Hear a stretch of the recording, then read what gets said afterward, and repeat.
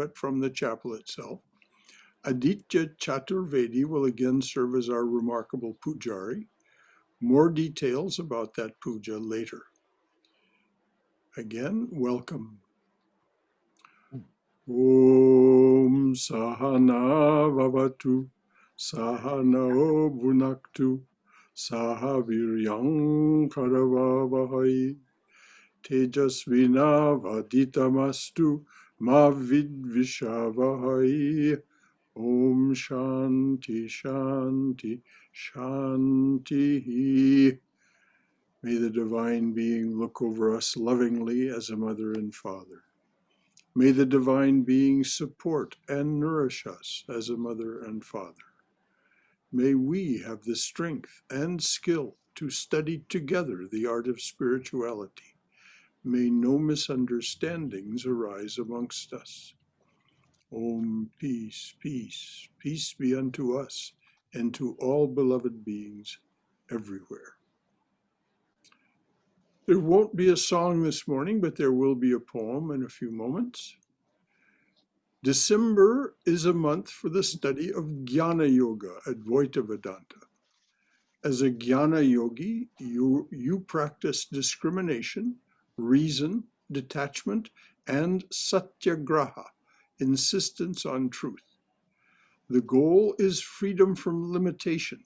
The goal is freedom from limitation, moksha.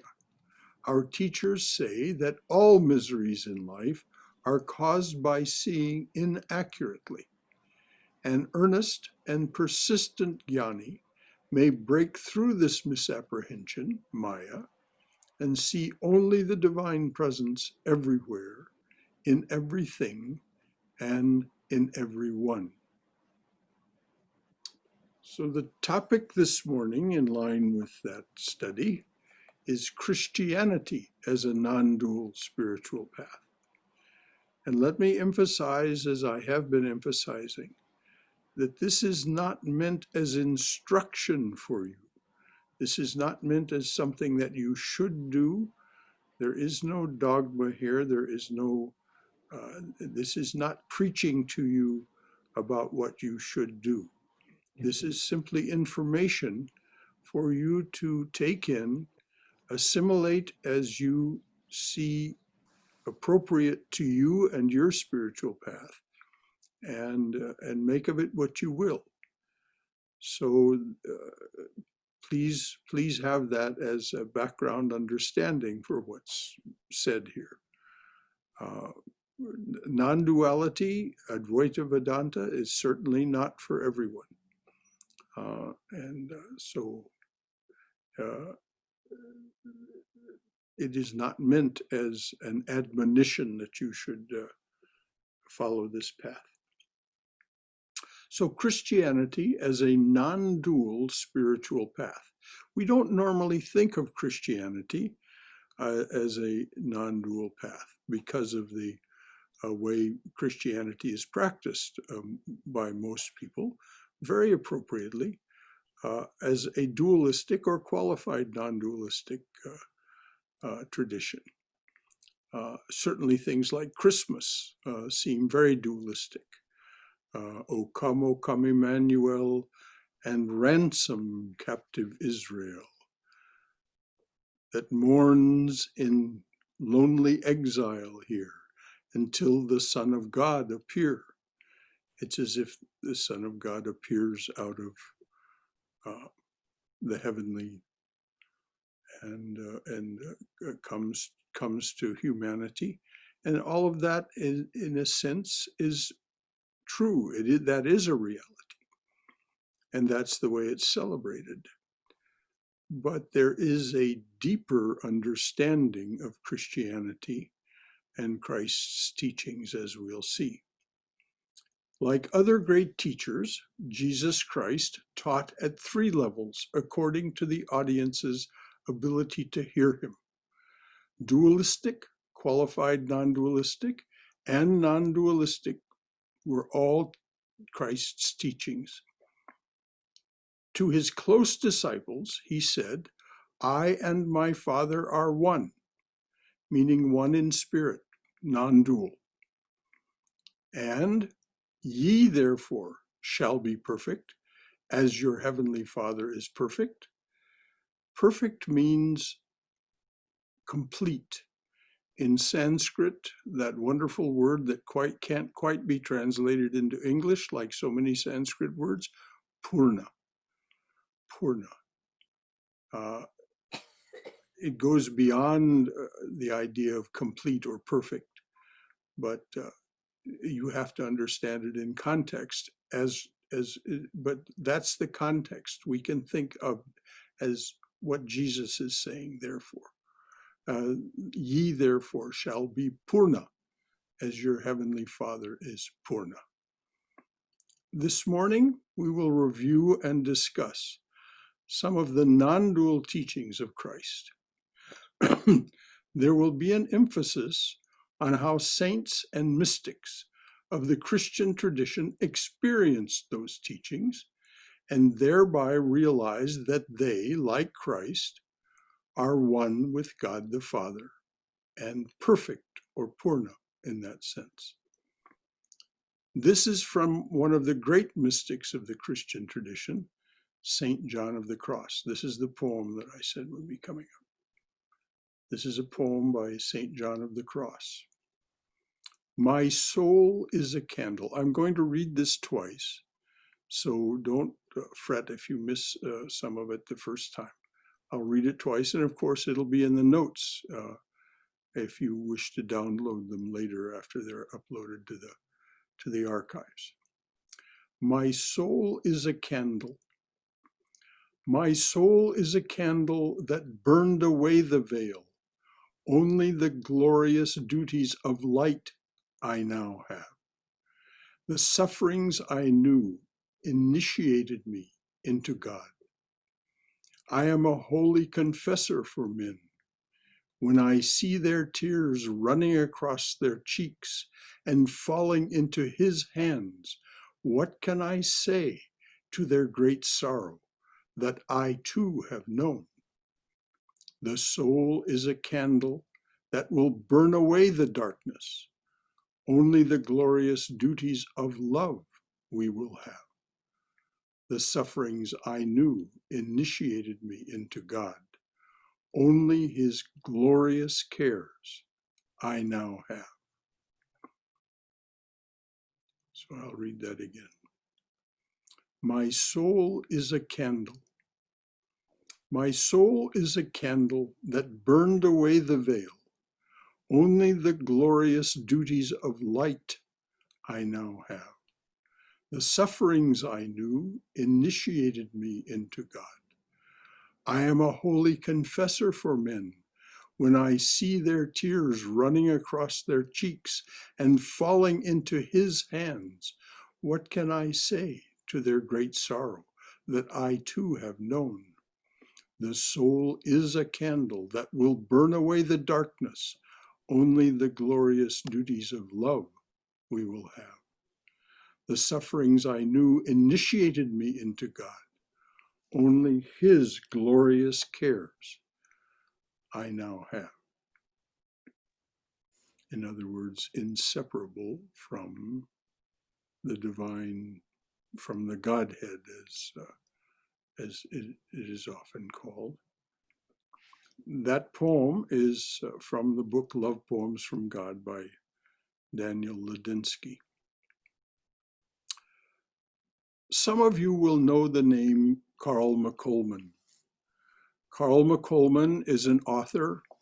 He's a lay brother of the Monastery of the Holy Spirit out in Conyers. As I say, a prolific writer. And so what I'm about to read is from Carl McColman. He talks about Father Richard Rohr. So I'm going to introduce Father Rohr to those of you who don't know him. Father Richard Rohr is an ecumenical teacher revered around the world who bears witness to the universal awakening within Christian mysticism and the perennial tradition. He is a Franciscan priest of the New Mexico province and founder of the Center for Action and Contemplation in Albuquerque, New Mexico. So that's Father Richard Rohr that Carl McColman is about to refer to. So starting the quote from Carl McColman. Richard Rohr calls Jesus the first non-dual religious teacher in the West. Richard Rohr calls Jesus the first non-dual religious teacher in the West, and also says that non-dual wisdom teachings have been lost in the West since the late Middle Ages. I think the argument could be made that it was the Pope's condemnation of Meister Eckhart's teachings in 1329 that pushed non-dual Christian thought to the side. Non-duality is not a proposition to be taught or refuted. Rather, it is a dimension of consciousness that may be experienced but is not easily described. So it's like looking for a subatomic particle that you can't see directly. All you can see is the evidence that points to its existence. Thankfully, evidence for non-duality is in the Bible. Let me quote a few verses to give you an idea. Again, this is Carl McColman writing, "If I ascend," this is a quote from the Bible, of course, it's from Psalms. "If I ascend to heaven, you are there. If I make my bed in Sheol, you are there." This is Psalm 139, verse 8. This is an important starting point for the search for non-duality in the Bible, since it begins not with humankind, but with God. This verse, in essence, reminds us that God is everywhere, even in Sheol, the realm of the dead, which interestingly is translated as hell in the King James Bible. The realm of the dead is translated as hell. Sheol is translated as hell in the King James Bible. Yet, God is omnipresent. God is everywhere, even in life, even in death, even in heaven, even in hell. Indeed, many mystics, for example, Isaac of Syria, proclaim that the fires of hell are actually the fires of God's love, which is experienced as hellish by those who reject such love. I'm going to repeat that. That's really such a wonderful and pregnant idea. Many mystics, Christian and otherwise, that reflect on the Christian teachings, many mystics, for example, Isaac of Syria, proclaim that the fires of hell are actually the fires of God's love, which is experienced as hellish by those who reject such love. Put another way, God is non-dual. God loves all people equally, but it is us humans who filter the love of God dualistically, dividing ourselves into the worthy sheep and the reprobate goats. The next quote from Carl. Your eye is the lamp of your body. If your eye is single, your whole body is full of light. But if it is hurtful, your body is full of darkness. This is Luke chapter 11, verse 34. The single eye is the eye that sees non-dually. It's what Julian of Norwich called the fullness of joy. The single eye is the eye that sees non-dually. It is what Julian of Norwich, another Christian mystic and anchorite, a woman who lived in England, Norwich. It is what Julian of Norwich called the fullness of joy, the eye that beholds God in all. And then there's a note. Julian reports, based on her realizations, that all that we experience arose from God's love and abides in his love without exception or qualification. Further, she says, it is the destiny of every human being to realize the fullness and joy of God's love for her or himself, which is exactly what St. John of the Cross was pointing to when he says, the soul will ultimately burn away the veil of unknowing, and we will all be in that state of realization. Beholding God in all, we are empowered to bring Christ to all things, good and evil, happy and suffering, healthy and sick, virtuous and sinful. I'm going to repeat that because, again, this is a key idea to the non-dualistic way of thinking and ultimately the realization that is experienced as told to us in the testimony of the Christian and other saints.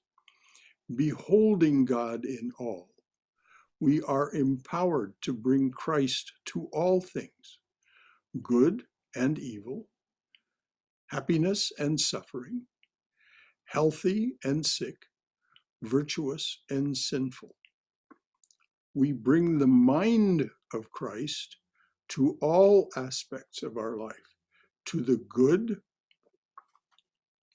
stuff, to affirm it, and to the evil or bad stuff, to heal or transform it. We bring the mind of Christ to all aspects of our life, to the good stuff, to affirm it, and to the evil or bad stuff, to heal or transform it. The mind of Christ is related to the Greek word metanoia, which gets translated into English as repent, but which, if you parse out the Greek, has a meaning closer to change your mind or even go beyond your mind.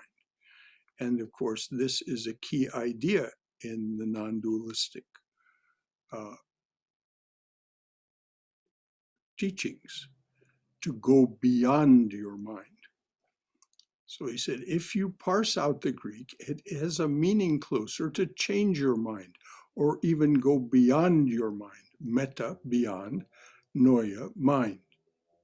In other words, go beyond the dualistic mind, which judges and condemns, into the beyond normal human mind of Christ, the consciousness of non-duality, of divine love.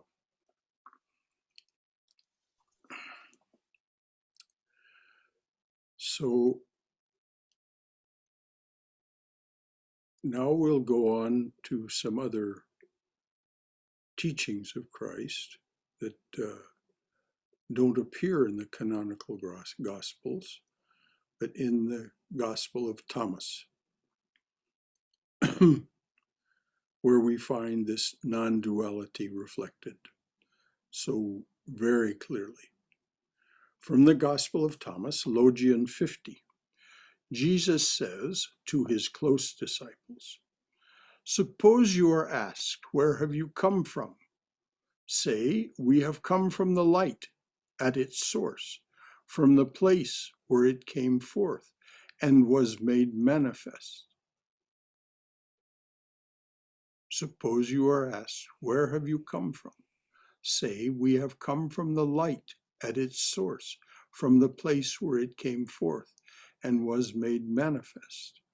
If you remember, the first part of St. John of the Cross's poem said, I have only now, having had the realization of the non-dual state, I have only the duties of light. If you are asked, Are you that light? Say, we are its children and chosen by the source, the living Father.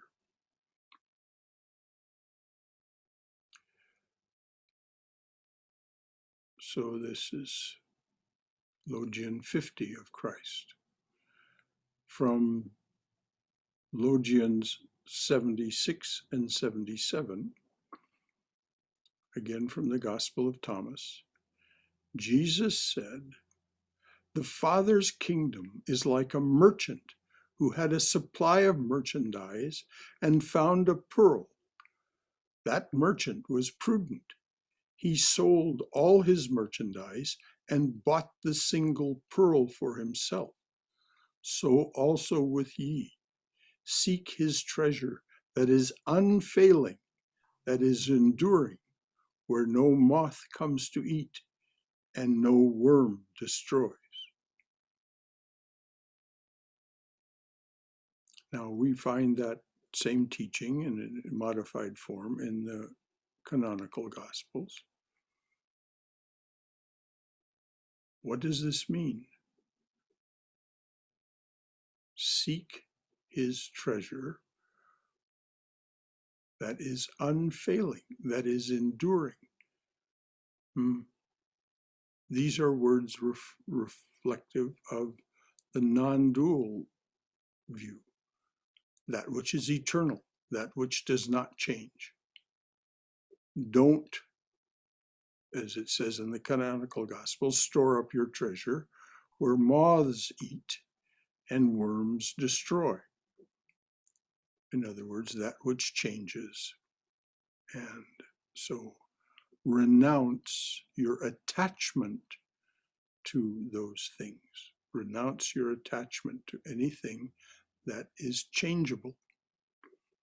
Logion 77. Jesus said, I am the light that is over all things. I am all. From me all came forth, and to me all is attained. And from me all came forth, and to me all attained. Split a piece of wood, I am there. Lift up the stone, and you will find me there.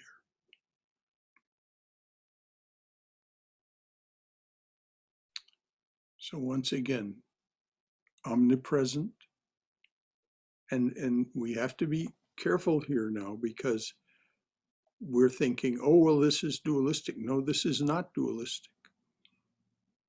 This is the attitude of the Vijnani that sees God everywhere and in everything and in everyone, because they have gained that vision that allows them to see beyond the apparent. So the idea of duality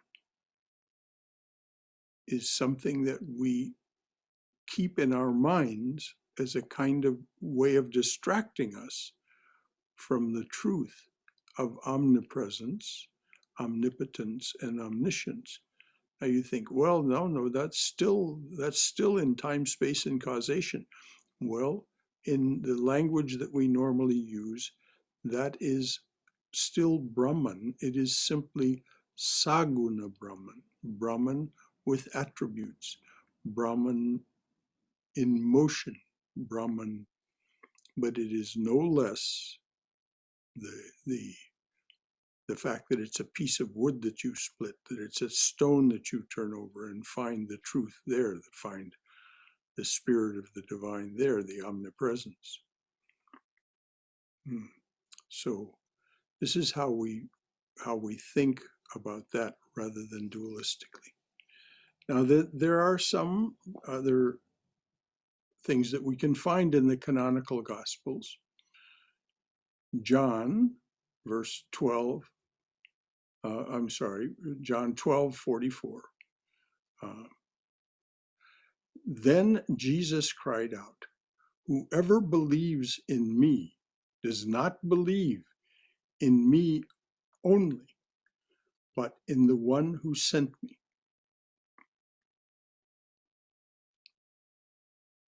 So it goes beyond simply, if you truly believe, as Father Thomas Keating was very fond of saying, if you believe in the one, you believe in the Trinity and that which created the Trinity. It's not, there's no separation, no separation. This is reflected again in Matthew 10:40. Anyone who welcomes you welcomes me, and anyone who welcomes me welcomes the one who sent me. Now, the non-duality is very clearly reflected here. You are not apart from, according to these teachings, you are not apart from Christ and can never be. Anyone who welcomes you welcomes me, and anyone who welcomes me welcomes the one who sent me. This is also reflected in Jesus' saying, "As ye do unto the least of these, so you do unto me," the least of my children.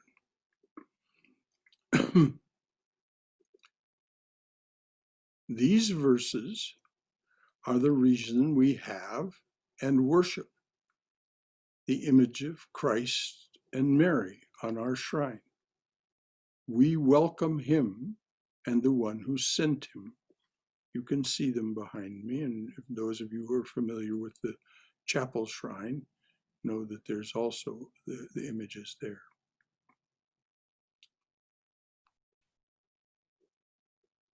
Now, you may think, well, as a member of this congregation, you may think, well, what does this have to do with us as followers of Ramakrishna?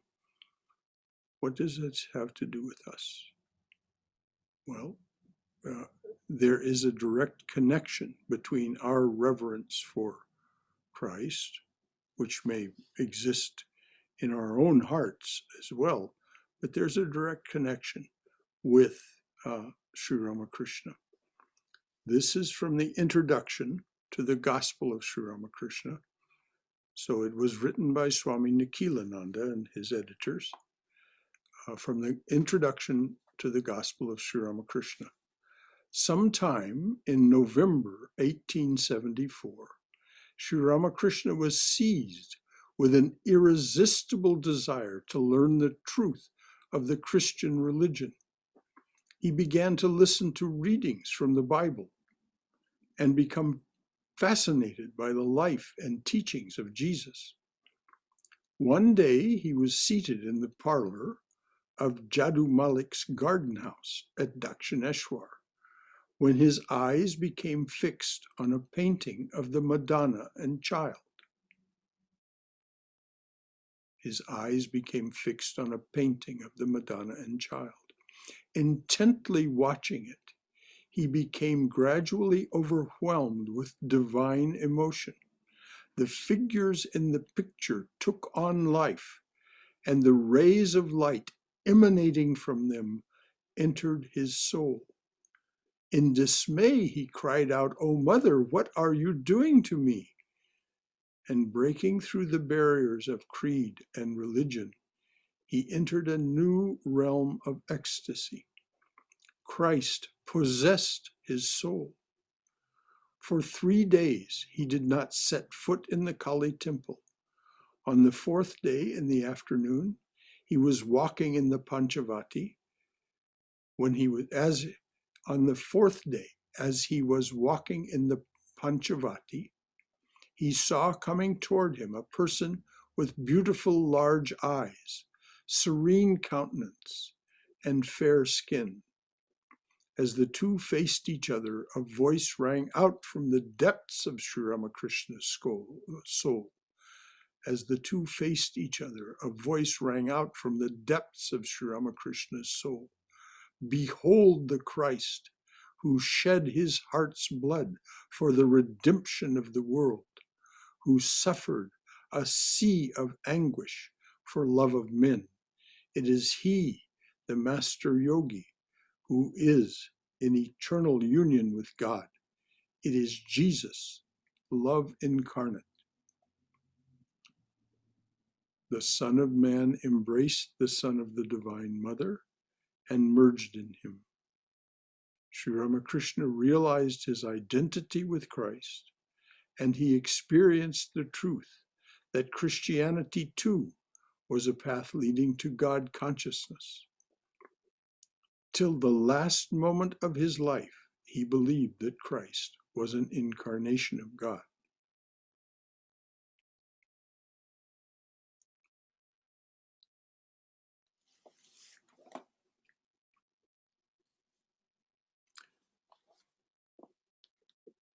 As we do, it's just a little past the half hour. A lot of ground has been covered. A lot of things have been said that may have given rise to some questions or comments. If there are questions and comments, please let's before we go on to the last section of this talk, anything at all, any question, any comment from anyone?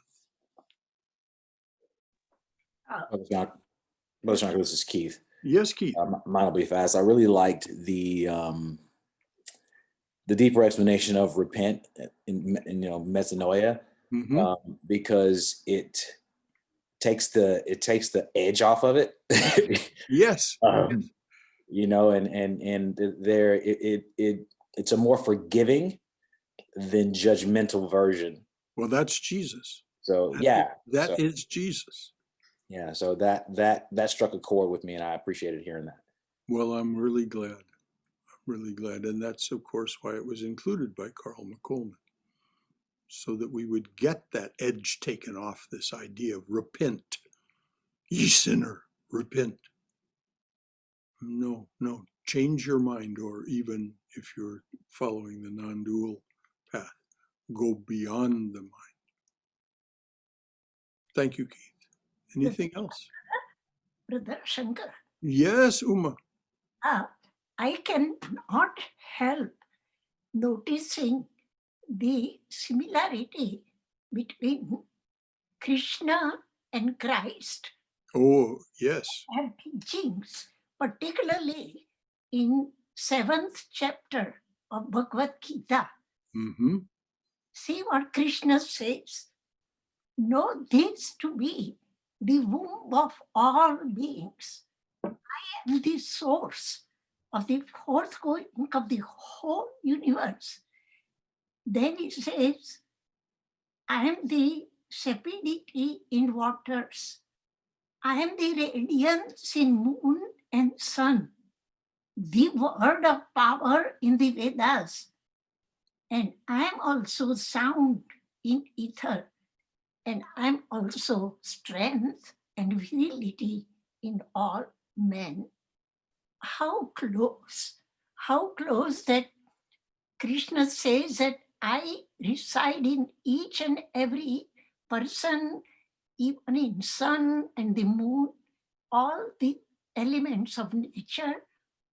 And Christ, those who really, just like you described different quotes of Christ, Mahatma Gandhi was also moved deeply, just like Ramakrishna, by Christ's teachings. He never for a second thought that he was teaching something that was dualistic.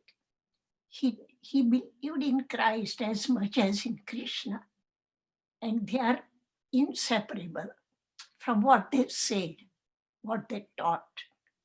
Yes, and that's exactly why when we study the life of Vivekananda, we find that when he went on his travels through India, he took only 2 books with him. One, the Gita, Yes. And one, Thomas à Kempis's The Imitation of Christ, which is a deeply mystical meditation on being as Christ was. Yes. The Imitation of Christ. Amazing. So thank you, dear. Exactly. These, of course, these two great teachers are going to say things that are similar. How can they not? They come from the same source. Exactly. There are not two gods the Father. They are both sent from God the Father. This is our belief. Isn't it also very funny? I mean, not funny, deeply meaningful, that Krishna also says to Arjuna, come to me as a devotee from the devotional path, or come to me as if there is no distance between us, no difference. So it is both. Krishna also, like Christ, can be read dualistically as well as non-dualistically. Well, this is the genius of these great teachers, that they teach according to the ability of their audience to hear them. Right, right. And so this is, of course, the mark of someone who is not only illumined, Realized. but also a great communicator. Right. Thank you, Uma. Anything else from anyone? Hi, Brother Shankara. I was wondering about you. One of the quotes, it said one eye. And I was wondering if that's I like the letter I, or I like the part of the body. Like, is it? I was wondering. EYE, the part of the body. Interesting. If thy eye be single. But of course, then it also means if you have unitary consciousness, if you are no longer a feeling of a separated being. So you can say there is, whether it's meant that way or not, there's a disguised pun in there. Right, like seeing with the one eye, and it makes me think of the word atonement, Yes. At which one. which is an interesting word, especially the way it's spelled in English. That you can change it to say at one-ment. Yes. Which I think fits nicely with what you were saying about metanoia and that idea of somehow having that single self, that single vision. Yes. And another thing that I try to remember is that this idea, at least this is my own personal, I don't know, opinion, whatever the word is, but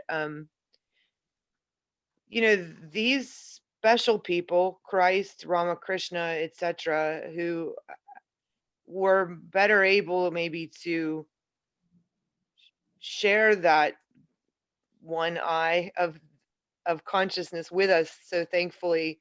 But at the same time, I try to remember that possibility is within me.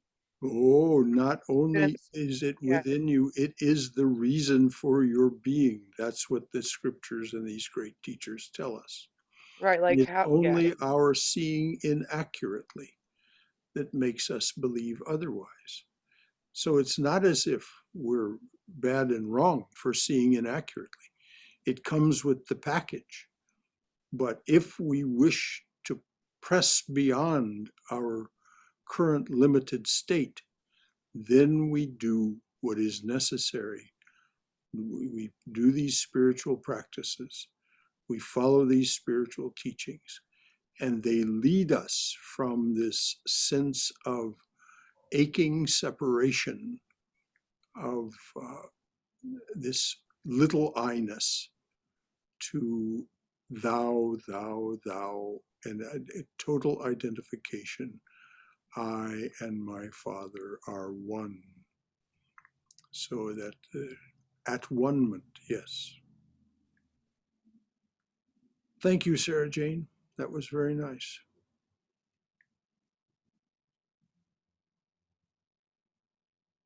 All right.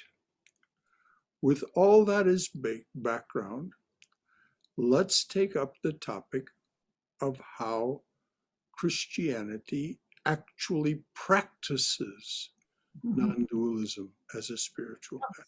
Problem. How is it actually practiced within Christianity as a non-dual spiritual path?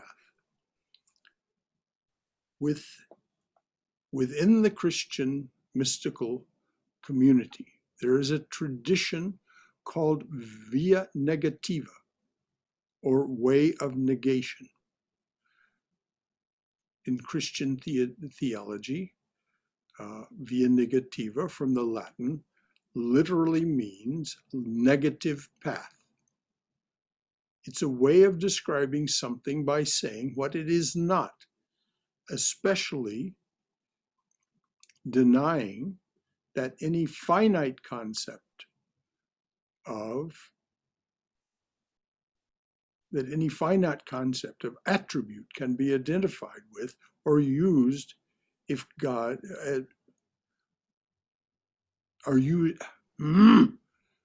it's a way of describing something by saying what it is not, especially denying that any finite concept of attribute that can be identified with or used of God is not the ultimate reality. Realization that since God is not a universe or an object in a universe, he is not open to observation or description. It follows, and this is all from the Christian theology now we're talking, it follows that God can only be spoken of analogically or poetically, and that it is easier to say what God is not rather than what God is. Pseudo-Dionysius was a 6th century theologian, philosopher, and Christian mystic.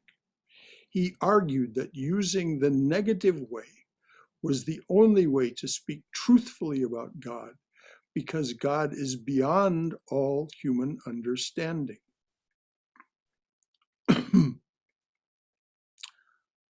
Now, we hear this, of course, in our own scriptures as well, that the finite mind, speech cannot hold thee, nor mind. Yet without thee, we think not, nor speak. That's part of Breaker of This World's Chain, the evening recitation. Beyond all understanding. Jesus even says that having achieved realization according to his teachings, you come to that peace which passeth all understanding. So Pseudo-Dionysius said that the negative way was the only way to speak truthfully about God, because God is beyond all human understanding. Negative mysticism, God and the Godhead. Christian mystics have emphasized the absolute unknowability of God. They suggest that true contact with the transcendent involves going beyond all that we speak of as God, even the Trinity, to an inner God beyond God, a divine darkness or desert in which all distinction is lost. Therefore, we must be quit of God and enter into what precedes and transcends the division between God and creatures, which Meister Eckhart refers to as the Godhead. Meister Eckhart, who lived from 1260 to 1328, was a German philosopher, mystic, and theologian of the Catholic Church. And just as a side note, he's a great favorite of Swami Yogeshananda's. Swami Yogeshananda studied Eckhart extensively and wrote a great deal about Eckhart. So Eckhart was a German philosopher, mystic, and theologian of the Catholic Church. Eckhart wrote, "When I pray God to rid me of God, it is because conditionless being, when I pray God to rid me of God, it is because conditionless being is above God and above distinction. It was there that I was myself. There I willed myself and knew myself to make this man. In this sense, I am my own cause, both of my eternal nature and my temporal nature. In my birth, all things were born, and I was the cause of my own self and all things.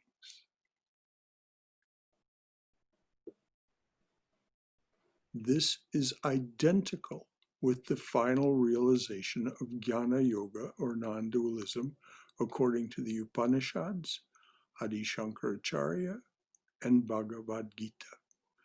Aham Brahmasmi. I am Brahman. I am the cause of myself and all beings. From the Brihadaranyaka Upanishad, the great forest Upanishad of the Yajurveda, this Sanskrit sutra translates as, the core of my being is the ultimate reality, the root and ground of the universe, the source of all that exists. This realization takes us beyond all duality. I'll read it again. This is from the Great Forest Upanishad, Brihadaranyaka. The Sanskrit sutra translates as, the core of my being is the ultimate reality, the root and ground of the universe, the source of all that exists. You can see how identical that is with what Meister Eckhart wrote. This realization takes us beyond all duality, all distinctions. If you remain in a self-other relationship to God, you are trapped in discursive reasoning about God and yourself, and are incapable of going beyond that subject-object division. If you remain in a self-other relationship to God, the dualistic formulation, if you remain in a self-other relationship to God, you are trapped in discursive reasoning about God and yourself, and are incapable of going beyond that subject-object division. The left mind, the mind of what is being spoken of here, is an exitless maze. More from Meister Eckhart. The eye with which I see God is the same with which God sees me. My eye and God's eye is one eye and one sight and one knowledge and one love. So this is exactly what you were talking about, Sarah Jane. The eye with which I see God is the same with which God sees me. My eye and God's eye is one eye and one sight and one knowledge and one love. He knows God rightly who knows him everywhere.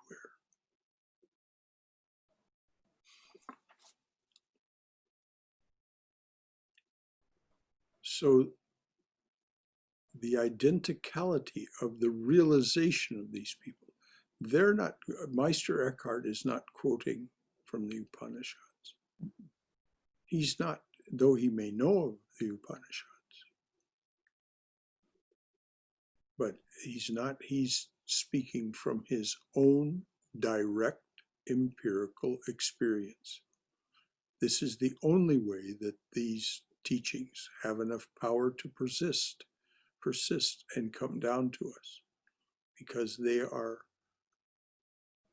spoken to us, written to us from direct experience. Is Eckhart an exception? No, Christian mystics in general do not have a dualistic relationship with God. Like Pseudo-Dionysius, Julian of Norwich, and Meister Eckhart, they have penetrated the cloud of unknowing and realized the core of my being is the ultimate reality, the root and ground of the universe, the source of all that exists. So with all that in mind, I'm going to go back and read the poem from St. John of the Cross. I think you'll hear it differently now.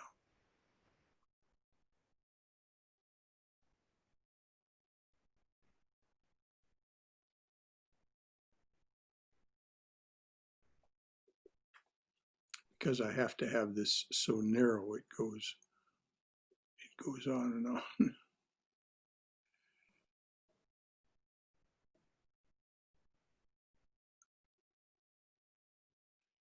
Okay.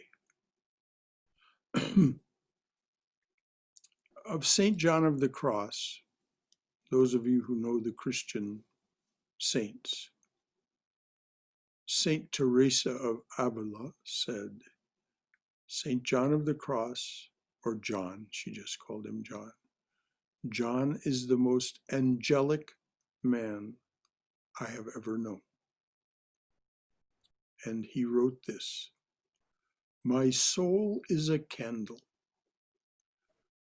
The soul is the core of our being. The soul is the reason we exist. The soul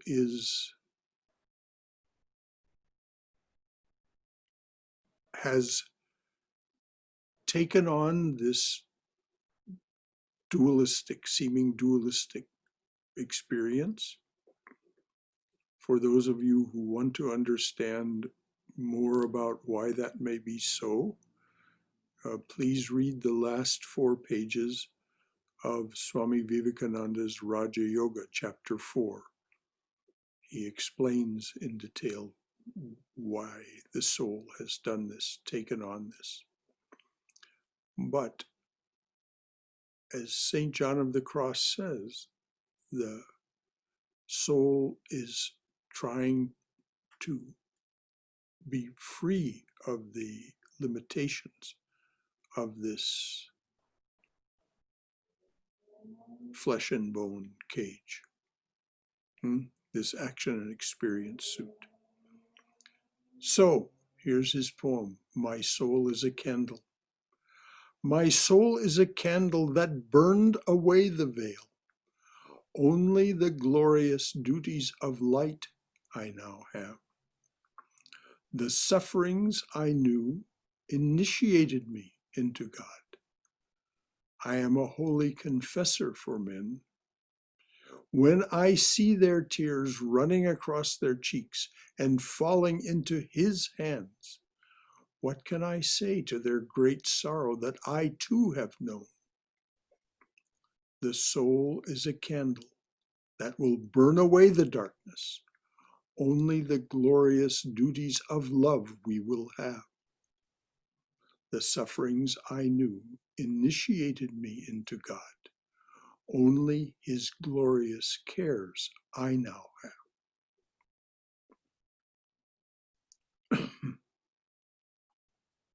So this is the state of the realized soul, seeing their existence as nothing more than part and parcel of the divine's existence,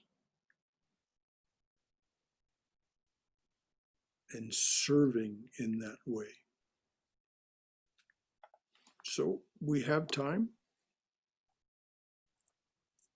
Any comments, questions, anything at all from anyone?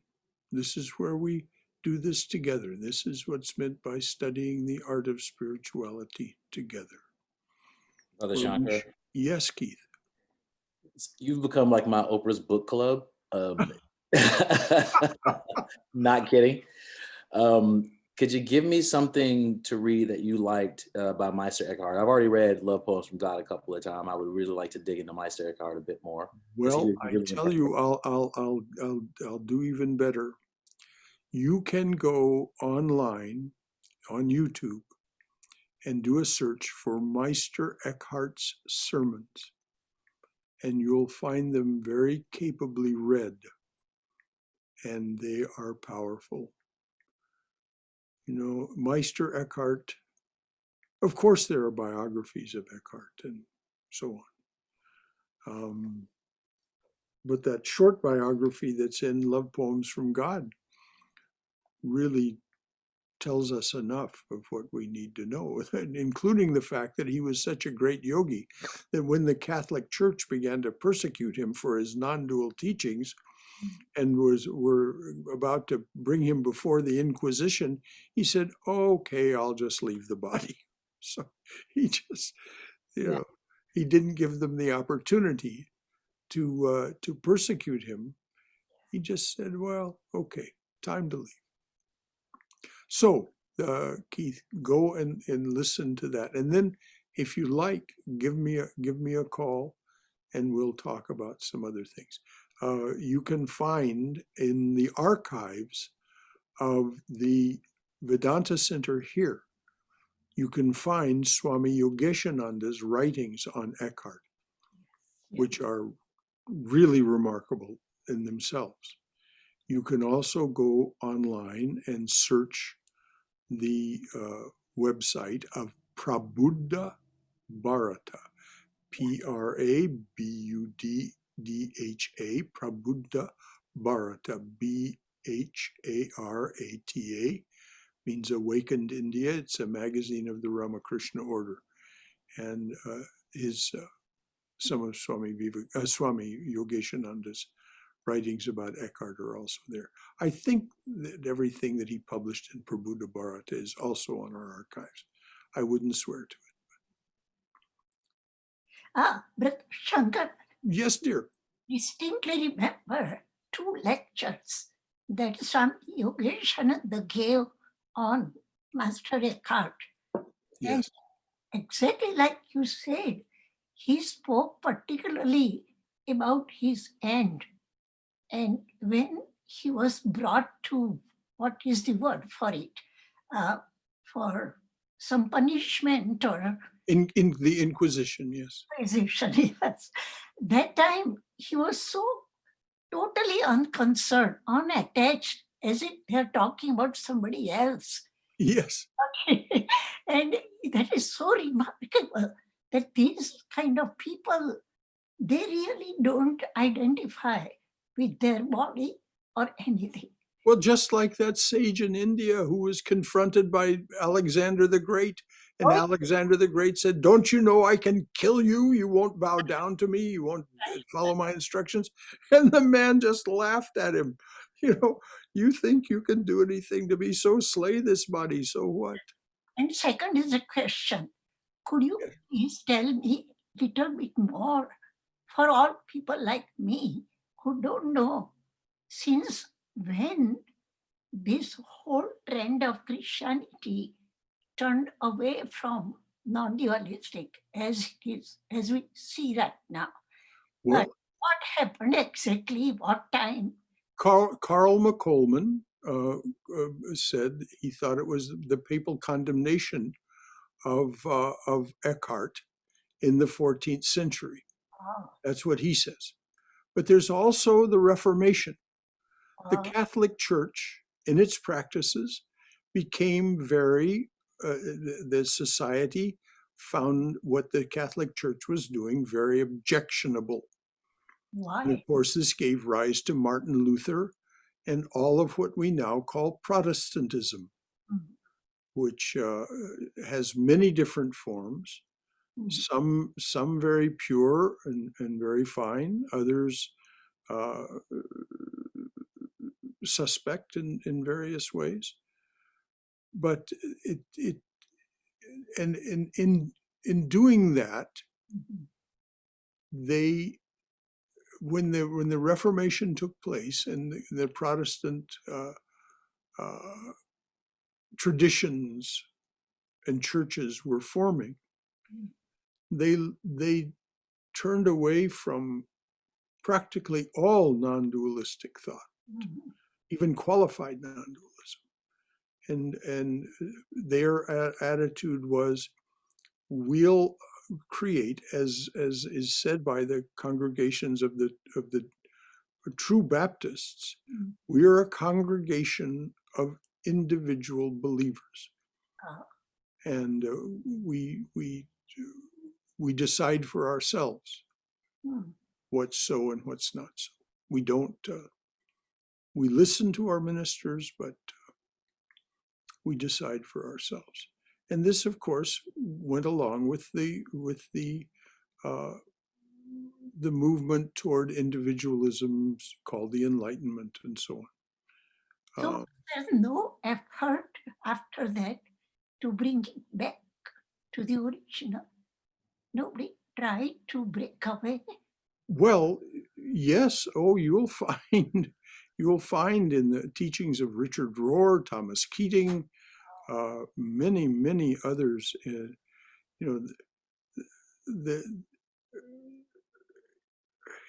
They existed in the monasteries and the convents right along. For example, you'll find, I forget now what century it was, 18th, 19th, something like this, Saint Therese of Lisieux, L-I-S-E-U-X, Saint Therese of Lisieux. If you want to read about her, you can go, there was a beautiful article published in American Vedantist, written by Carl Whitmarsh, about Saint Therese of Lisieux. And she was another, like Saint Teresa of Avila, who had this extremely intimate relationship with the divine presence in the form of Christ. And it was, she was completely absorbed. So these mystics continued to exist. It's just the Catholic Church turned to scholasticism. That's what it was called. You can look that up, Catholic scholasticism. And it was very dry, intellectual, defensible, because they had been so imprudent in their practices. So this turn to scholasticism was a defense against what they had done and so on. Could you suggest a book or some history of this? Yes. Just go and find any of Father Thomas Keating's books. I can't say a title right off the top of my head because it's been a while since I've read them, but read any of them. I haven't read them all by any manner of means. But you can look up Father Thomas Keating and read any of his books, or read a biography of him. Okay, thank you. Anyone else? Brother Shankar?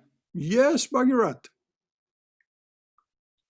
Sometimes I feel that we are creating an artificial difficulty by turning a dynamic knowledge into a technical or static knowledge. For example, who said that is not as important as what was said. Yes. So once you go to what was said, it should be no surprise to us that Krishna said the same thing, Bible said the same thing, Eckhart said the same thing, because they didn't say it, they went to the source to say what they wanted to say. Yes. The source is going to be the same. Yes. To me, the biggest potential reward that I see from our congregation and our kind of talk is that it makes that knowledge accessible to common people like us. For example, in the last issue of Khabar magazine, our Philip Goldberg, he writes an article, and I think it is worth studying on Christmas time, how he interpreted Jesus completely differently after he went through Upanishad study. He says, my classical upbringing in a Jewish background did not let me see Jesus the way he was. But reading, so like Einstein says, what you see at any point depends upon where you stand. Yes. I'm also recalling, we had one pathologist, he was the chairman of medical college, medical school of Georgia here in Augusta. And he was such a dry, absolute scientist. And after 30 years of deanship, when he retired, he wrote an article, and I said it should be another science article. But he says, my views are changed.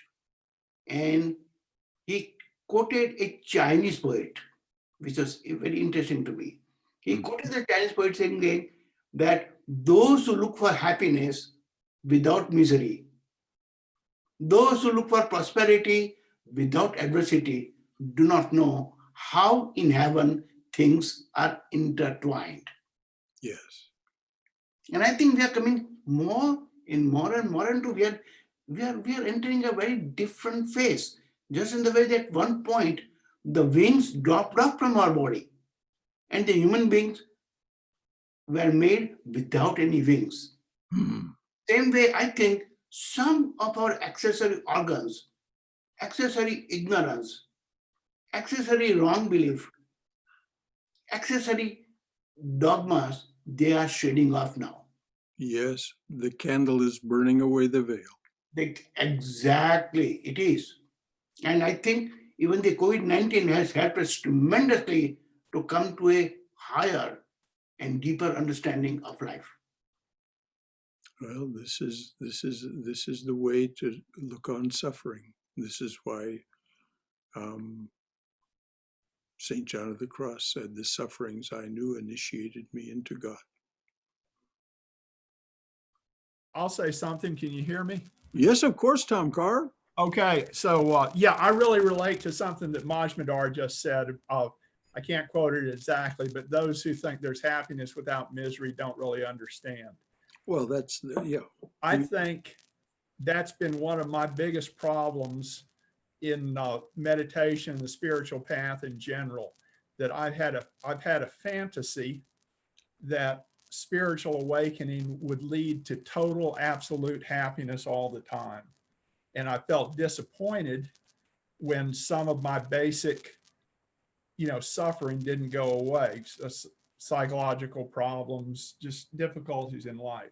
And I'm starting to think, that's a sort of a childish fantasy, that I'm going to have some spiritual awakening that's going to make me live happily ever after.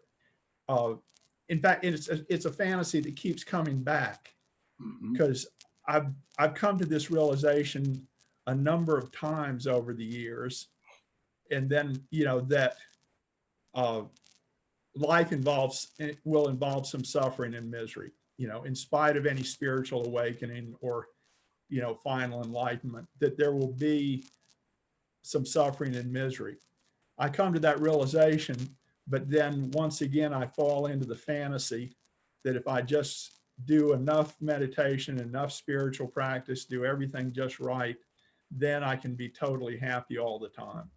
So that's sort of like one of my recurrent challenges with the spiritual path. This is what's called a samskara. And, and we all have our own versions, Tom. I'm really glad you brought it up. To anyone who suffers from the same kind of thinking that Tom just talked about, what I can recommend is to read the last 2 chapters of Adi Shankaracharya's Vivekachudamani, the crest jewel of discrimination. Of course, it'll benefit you to read the whole book, but if you want to understand why this notion that Tom just described of achieving a realization that will make you live happily ever after, those are Tom's words, is Shankaracharya simply explains why it's simply not possible. It simply isn't going to happen. You relate to the unhappiness differently. You abide in a different way of being and thinking, but it doesn't mean that the suffering stops. You just know how to deal with it differently.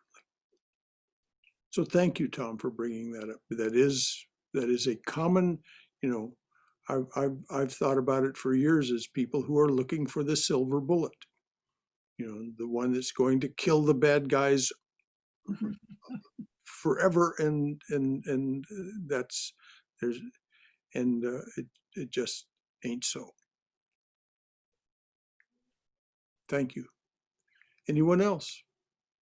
I wanted to talk about suffering some more. Yes, Marla? I thought it quite fascinating that earlier on in the talk that you talked about that hell is God's love, and it's felt as painful because we resist it. And that comes to the idea again of suffering. Suffering is an initiation, but I would say it's not the suffering, because lots of people suffer and never experience any kind of enlightenment. That it's really the overcoming of it. And in that you talked about hell, the key there is the no longer resisting it. Well, and I think that's why St. John of the Cross used the word initiate. When we have an initiation, there is a change of life. There is a change. We subscribe to something new. And so this way of being with suffering is the initiation that he speaks about, changes the way in which you see and experience suffering. So thank you, Marla. You're absolutely right. Brother, Yes, please. hi, Ma. Yes. On the same note, what Marla said, we have to give up the fantasy that life is bed of roses. Yes. That we live in that fantasy, and that is one thing. And then suffering is inevitable. Every religion, every mystic said that. And yes. Well, within duality, that is, yes. There, as Vivekananda explains at length in his talks that he gave in London, there is no possibility of enjoyment without suffering. Without suffering. There's no possibility of moonlight without darkness. Yes, definitely. Let alone sunlight. Yes, exactly. So, though Mother is moon and moonlight is happiness itself, she is also the creator of the suffering. That's right. And so happiness is a state of mind, how we create our own through meditation. Well, happiness comes and goes. Yes. Serenity, peace of mind, once achieved, does not come and go. That's what I mean about what the very way true of being in which you abide. Yes. Once you have this understanding that duality is something happening in your presence, that it is not your responsibility, not your doing. You may have your participation and your duties, but as St. John of the Cross points out, the purification of suffering will lead you to a much higher way of being with those 100% experiences. Thank you, Brother Shankara. I 100% agree with that. And thank you, Haima, for bringing it up. And for Brother Shankara, Babaji here. Yes, hello, Babaji. This reminds me of something Alan Watts wrote, and I know pain and suffering are cousins. They're not the same thing. And Alan Watts wrote, sometimes when resistance ceases, the pain simply goes away or dwindles to an easily tolerable ache. At other times, in the absence of resistance, the sensation of pain is so different as to be hard to describe. For I have discovered that the effort to be separate from the pain is the pain. Perfect. And what I hear in the sharing is that if I expect suffering, then I can have a different relationship with it because it's supposed to be part of my human experience. Yes, If you created it. I expect it to not be there, I'm going to be upset every time it happens. Yes. If you expect it not to be there, you're misunderstanding who and what you are to start with. Yes. And if I expect it to be there, then I can say, well, here it is again. What's the lesson here? What's the nature of it? What's there for me to learn from it? And how is it that I need to be? Where do I need to abide in my awareness that lets me be with it in a sense of acceptance and surrender? And of course, it's not easy. None of this is easy. It's all a struggle. Yep. But it is worth the effort because one ultimately achieves exactly what St. John of the Cross spoke to. And this initiation, of course, is also a form of surrender. If you initiated into something else, you've surrendered that which you were. So, Jai Ma. all right. Thank you, Babaji. And so good to hear from you. So good to hear from you so far away. You're in Seattle, I expect, huh? I am in Seattle, yes. Okay. I'm glad you made it safely there. Thank you, brother. Brother Shankara? Yes, Swayam. So last week, the Vedanta Life Academy had this dialogue comparing Advaita, Vedanta, and Kashmiri Shaivism. Mm-hmm. And they were discussing Sachidananda. And if I understood correctly, one of the speakers seemed to say that even in suffering, there is an element of bliss. The bliss is the ground from which even the suffering arises. That's why, even in the deepest of suffering, there's always this intent to live the life. So that's how I sort of understood that even suffering is sort of a kind of bliss. Well, I didn't hear what it is you heard, so it's very hard for me to comment on it. But it does sound a little like what Julian of Norwich was pointing to when she said that suffering is also God's love, but somehow we're misunderstanding and rejecting it, so we see it as hellish. And, you know,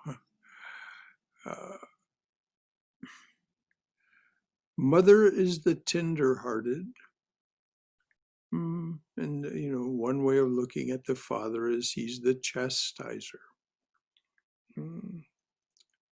But no father chastises but for our own good. And I'm not saying we need to look at it that way. I'm saying this is just one way of looking at it. Mother comforts, father chastises. This business of suffering, it is our lot as long as we are incarnate in time, space, and causation. And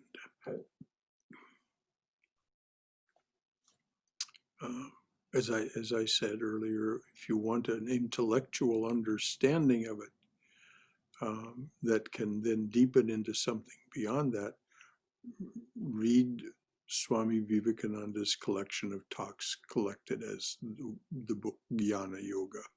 the collection. He explains suffering, the necessity of suffering, and the way to be with suffering, in which suffering is transformed. Which is what we'll talk about next week, the transformation of Scrooge, a man who suffered greatly and was transformed. So anything else, dear? Hari Om Shankaraji. Hello, Balakrishna. So good to hear from you. You know, I think all this talk, what you said, it's wonderful. Mm-hmm. There is also a component of, bhakti or devotion involved in it. And because the other thing is the suffering, of course, there, when you are suffering something, it is terrible. Everybody accepts that. But as a practitioners of these things, we have to learn it's accepting it. The reason for accepting is only like this, whatever happens, there is nothing else. In non-duality, it's only Brahman. So whatever that comes, it is, a dualistic attitude. In the beginning, we have to take it as a prasad or a gift from him. That is why even the fires, if you accept it, it doesn't feel that bad.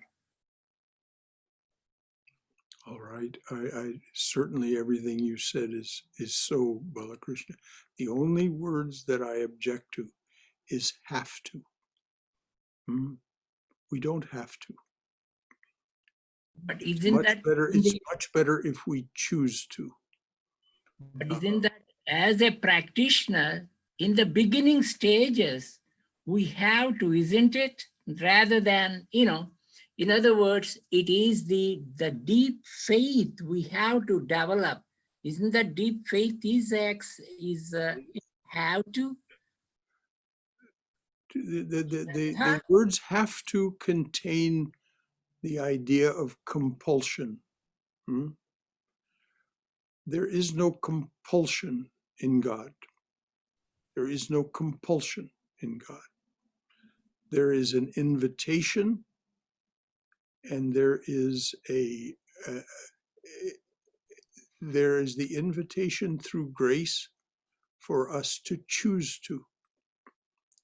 I'm not arguing with what you're saying about the advisability and the usefulness and all of what you said. I just don't want to let pass the words have to. None of us have to. If we're going to make progress in spiritual life, if we're going to do that, it's best for us to choose to. Swami Vivekananda said, I do not want to see you pulled or pushed or dragged anywhere. And this is why when he says, each soul is potentially divine, the goal of human life is to manifest that divinity. Do this through work or worship or psychic control or philosophy, one or more of all of these, and be free. But there's nothing in what he says that says we have to. It's an invitation. It's an invitation to fulfill our destiny of manifesting our divinity. That Shankaraji, Swamiji also said, you have to, in the beginning stages, you have to have the working faith. That working faith, or Shraddha, is you have to have a commitment for it. All right, Balakrishna. I'll leave you to argue it out with Swamiji. I've told you my objections. So interesting. You guys, yeah, it's so interesting. Both of you, everybody is helping me to see. It's the attachment part of suffering that almost causes the pain. I'm just kind of using English words, but that running away from the suffering or trying to hide from it, that is just an aversion in itself. And so somehow, because okay, for me, suffering sounds so horrible. Why would there be child abuse? Why would there be war? Why would we suffer? That's mean, right? Like you're saying. But at the same time, it's there becomes through time, which is what the man who was just talking is saying, that in the beginning you start by believing in something bigger than yourself. You start small and then you build on that thing. And grace, suffering doesn't have to be this painful, horrible thing. And so I just wanted to thank you all for helping me remember that. Well, thank you, Sarah Jane. May I add one more thing? Please. I heard somewhere from somebody who was acutely suffering, I mean physically suffering at the end. And these are, I forget the name, but these are his words, that pain is in my body, but suffering needs help from the mind. So physical pain, it is there, it's a reality. But whether you will suffer from that pain or not is up to your own thinking, or how you attach your pain to your real. What you're able to do with your awareness. Many of you have heard me tell the story of Swami Turiyananda having a huge abscess boil removed from his back without any anesthetic. He simply told the surgeon, arrange your tools, tell me when you're ready, and I will tell you when to begin. And they did, and the huge boil was removed with these surgical tools without any anesthesia of any kind. The wound was, the only way they had of closing a wound at that time to stop the bleeding was cauterization with a hot iron, red hot iron. The wound was cauterized with this red hot iron, and the Swami never registered any sense of pain. Now there is a coda to this. Some days later, his assistant was helping the Swami change his clothes and noticed that the dressing for the wound needed changing.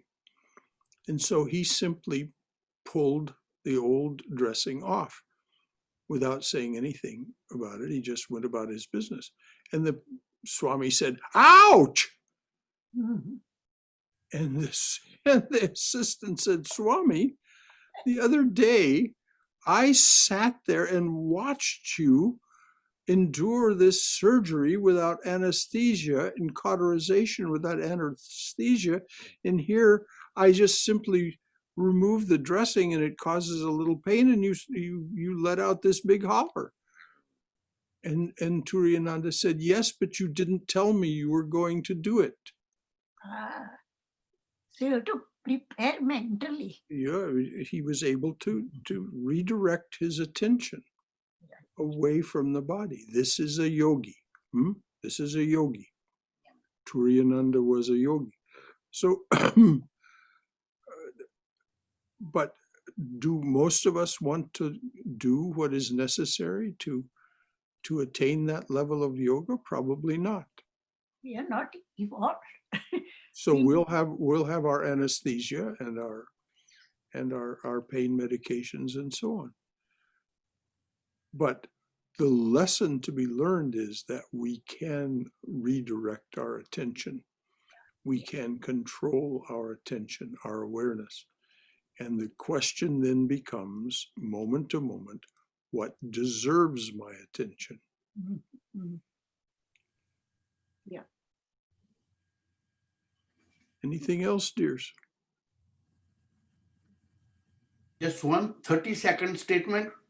Yes, dear Bhagarat.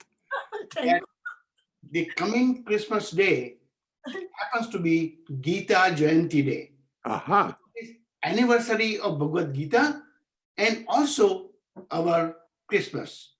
So whether you believe in duality or non-duality, you can celebrate the occasion in its utmost sense if you want to. Oh, well, certainly we should.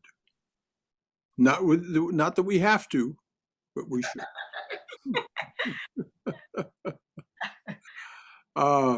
Balakrishna ji, each of us decides for ourselves what we have to do. Yes. Each of us decides for ourselves. So it's not that you're wrong to think in terms of have to for yourself, that I have to do this. Shankaraji, whatever I said, it is for, for my spiritual growth. I'm just saying, I'm not trying anybody. Of course, I agree with you. That everybody has to choose their own way. Yes. This is what we have, so many paths, and that is where the grace comes. At what time it is, the grace itself decides at what time you change your, Yes, exactly. And it will happen at exactly the right time. Yes. Hello. What Sri Ramakrishna promises us. Hello, Brother Shankara. Can you hear me? Yes, I certainly can. Oh, great. I was able to figure it out how to unmute myself because I didn't know how to do it. But I just want to say something about suffering. I remember myself going to the hospital in India for tooth. And the guy said, you have decay. I said, okay. He said, I don't have anesthesia. I said, okay, I'm not going back. I said, I'm going to be here. And he said, I can drill it. It's going to hurt you. I said, yes, sure, it's going to hurt me. I said, only my condition is that when it hurts me, I tell you, just slow down and do it. Go ahead and start doing it. And he did it, and I suffered. It didn't hurt much at all, practically. On the contrary, when it's finished, generally I find that when you use anesthesia, when it's over, pain becomes unbearable most of the time. You end up taking a lot more painkillers, whereas I didn't have to take no painkillers at all. Well, wonderful. What a testimony. So I think my point is that how you interpret suffering, it matters to you. Oh, yes. Absolutely. Absolutely. Thank you for sharing that. That's a beautiful story. Beautiful story. So good. I enjoy your talk, really. So good to hear from you, Raj. So, anything else from anyone? Well, dears, this has been very sweet, as always. Let there be peace in outer space. Let there be peace in the sky, on the earth, and in the waters. Let there be peace in the herbs, the plants, and the trees. May the gods be peaceful.